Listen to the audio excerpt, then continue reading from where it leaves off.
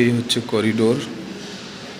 এইদিকে সোজা গিয়ে ডান দিকে টয়লেট।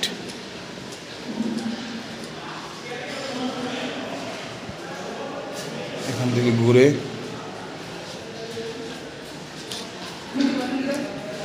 আসছে। এই যে আমরা আছি সেকেন্ড ফ্লোর, আমাদের উপরে আরেকটা ফ্লোর আছে, থার্ড ফ্লোর।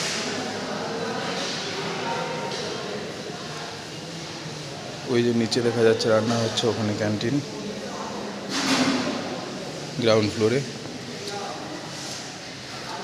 আমাদের রুম নাম্বার হচ্ছে 201। এই যে সোজা রুমটি দেখা যাচ্ছে, এটি আমাদের রুম। এইখানে হচ্ছে ওয়াটার সাপ্লাই, থার্ড ফ্লোরে যাওয়ার সিঁড়ি।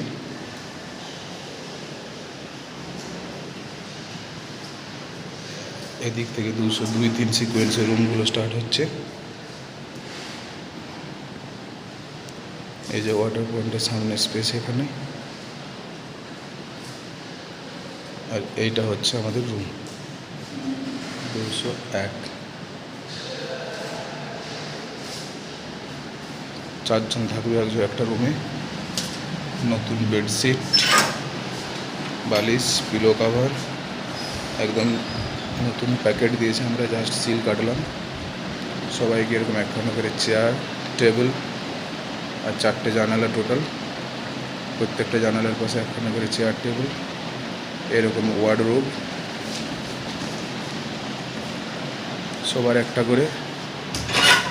এই যে আমি জিনিসপত্র কিছু ওর মধ্যে গুছিয়ে রাখার চেষ্টা করেছি, প্রচুর জায়গা, সাফিসিয়েন্ট। এর থেকেও বেশি কিছু রাখতে হলে উপরে স্পেস করা আছে, এই যে বক্স মতো করা আছে।